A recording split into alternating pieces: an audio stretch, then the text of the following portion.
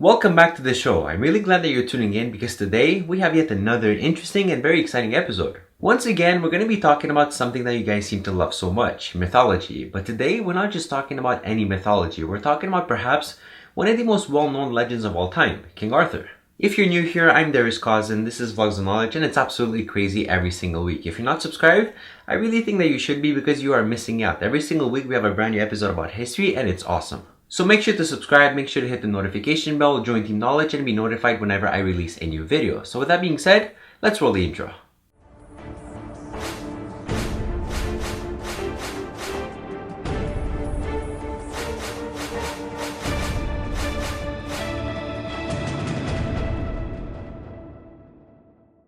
The story of King Arthur is a story that I've heard many times by different people. It's the story of a great knight who became king, who fought many battles, he won the battles, and of course, as we all know, he had his famous round table. But to be honest, I've never really looked into it more than that. Even though I've always wanted to learn more about King Arthur, I never did. Which is a shame really, because now that I've actually done it, I can say with confidence that this is one of the most exciting and one of the most beautiful stories that I've heard so far. Now, since you guys love mythology so much and since I love making great videos for you guys, this week is going to be the week that we finally talk about the legendary King Arthur. We're going to look at his story, his conquests, his victories, himself as a person, what made him so special, and the impact that he had on the entire world. But as always, let's put all this in historical context and get some background. To really understand this story, we have to first understand how Britain was between the 4th and the 6th century AD. This was the time of the Roman Empire, but the Roman Empire was declining rapidly. Things were changing around Europe. This was the time when the Roman Empire got so big, too big for its own good, that it wasn't able to maintain its empire and it was starting to crumble. This was the fall of the Roman Empire. As a result, Rome had no other choice but to withdraw a lot of its armies, a lot of its troops from the edges of the empire to bring them back closer to the capital, to Rome, to fight off the invading barbarians. It's an unfortunate truth that Rome, as well as any other big empire, was always subject to attacks from barbarians. Barbarians throughout history, they were always there. They were always there to try to invade you, to try to take your riches. They just wanted to see you crumble. Rome was being attacked from every single corner. When the Romans removed their armies, they had effectively left Britain defenseless. Britain had no army because Britain was part of the Roman Empire and its citizens considered themselves Romans. And being Romans, being part of the Roman Empire, of course you're going to expect that the Roman army is there to protect you. You're not going to get a different army if you're part of the Roman Empire. That would make no sense. So when the Roman army was gone, well, you had no army. Who was going to defend you? Britain had nobody. Britain was invaded many times, and because they had no army, well, what were they going to do? They could not defend themselves. They got so bad that the king even had to hire mercenaries to act as an army. But even those mercenaries, they realized it was better off for them to just invade Britain than get the payment for being mercenaries. It was more profitable to invade Britain. So poor Britain, things were bad, nothing was good, nothing was going right. Now, of course, you can obviously imagine that this would have been the perfect time for some sort of hero to come into the story and change its outcome, right? How great would it be to have a hero, possibly a king, come in, he gathers a huge army, he fights off the invaders, he wins, and he brings back peace and prosperity to Britain. Well, look no further because today we're in luck. That hero is none other than King Arthur. Now here's the story of King Arthur. Once upon a time, there was a great king that ruled over Britain. The king was great in many ways, except for the fact that he had no wife and that he had no child. And if that wasn't enough, he was also in love with the wife of one of his dukes. And that's never a good thing. You should never be in love with somebody else's wife. The wife belongs to him. It's not yours. Don't get it, don't fall in love with her. This was a bad situation. In a desperate call for help, the king went to Merlin, a very well-known wizard, to ask for advice. Merlin, he felt pity for the king and he said, you know what?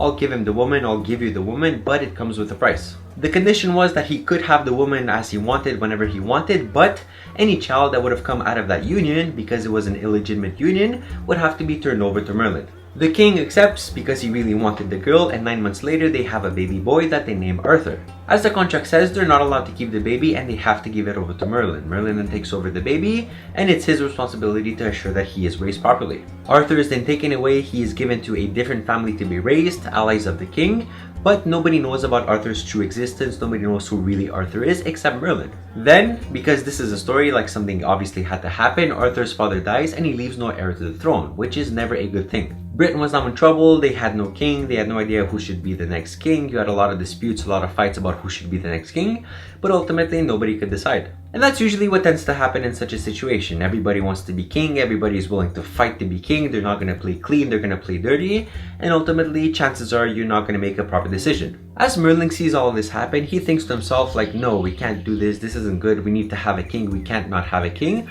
So he proposes a solution. He takes a sword, he puts it in a rock and he makes it stuck, and he proclaims that only the person who is able to pull the sword from the rock would be the only person that is fit to be the ruler of Britain. Many people from around the world came to try to pull the sword, but nobody was able to, and meanwhile Arthur was still growing up. When Arthur got a little bit older, Merlin decided to introduce himself to him and the two became great friends. Merlin taught him many things and they developed a very strong relationship. After a few years, Merlin sees a lot of potential in Arthur and thinks to himself that maybe this is the man that's going to become the next king of England. To test this theory, he brings Arthur to the sword to try to see if he can pull it out. The story says that there was a great crowd, Arthur tried to pull the sword, he succeeded, everybody cheered, and he was then crowned the king of England. He then proves himself to be a great king, a great warrior, and a just person. He brings forth many laws for Britain that make it a better place, he kicks off the invaders, and he brings back the peace and prosperity that the British people wanted for so long. He even gets a round table where he and other great leaders can sit down and discuss important matters as equals. And the reason why it was a round table was that if you had a traditional table, people would actually fight over who gets to sit next to King Arthur. And King Arthur wanted everybody to be an equal, he wanted everybody to feel like an equal, so he made them a round table. Many plans and adventures were discussed at the round table. Plans like how do we rescue this person, how do we win this war, how do we reclaim this territory, like those were the usual stuff.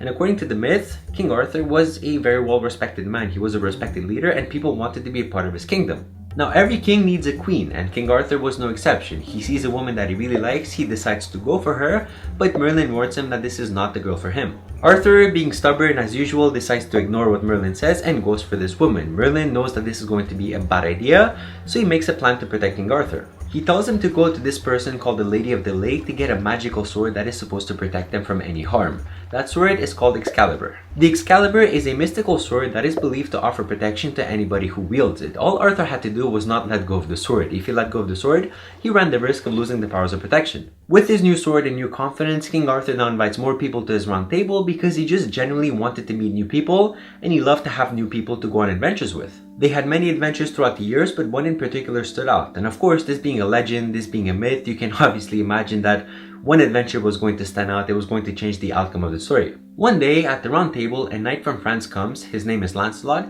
and he tells Arthur about something called the Holy Grail, which is believed to be the cup that Jesus drank from at the Last Supper. Furthermore, he said that he wasn't able to get the Holy Grail because of his impure heart. Only a man with a pure heart was able to get the Holy Grail. So then they go on the adventure, they eventually reach the Holy Grail, but it turns out that it was not King Arthur that managed to get the Holy Grail. It was actually Lancelot's son, he was the one with the pure heart. The Holy Grail is then believed to have been brought back to the Middle East, where apparently it was ascended to heaven, I guess to be back with Jesus. Now if you're thinking or hoping that the story has a happy ending, unfortunately it does not. I'm sorry, Lancelot falls in love with King Arthur's wife, and she with him. Of course, they have an affair, Arthur finds out, and they're forced to leave and go back to France. Arthur did not want to let Lancelot go because he took his wife. Like, he loved his wife, he wanted her back. So he went to France to try to get him, and he left his kingdom to one of his commanders. Now here's where we get to see Merlin's warning come into play. Remember that this whole thing was because of the woman that Merlin said you should not marry because she is going to bring you trouble. Little did Arthur know that the man that he left his kingdom to had bad intentions. He never wanted to protect the kingdom, he wanted the kingdom for himself. Arthur then literally had no choice than to let Lancelot go and go back to fight for his kingdom. It was either the wife or the kingdom, and he of course chose the kingdom. Arthur comes back, they fight a huge battle, he drops his sword, he loses the protection, and he is killed in battle. Arthur's body is then put on a boat to sail away, the Excalibur is brought back to the Lady of the Lake so that nobody else could benefit from the sword's powers,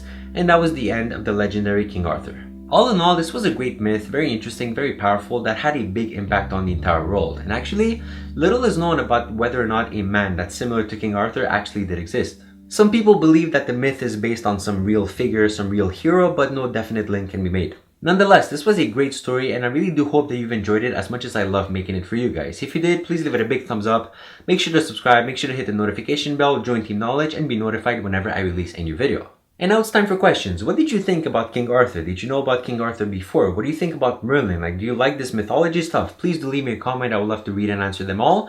And bonus points for you. If you do leave a comment, you might get featured next week's video as a fan of the week. As you know, and as I say at the end of every video, I haven't talked about everything, and the things that I did talk about, I haven't gone into too much detail. That's okay.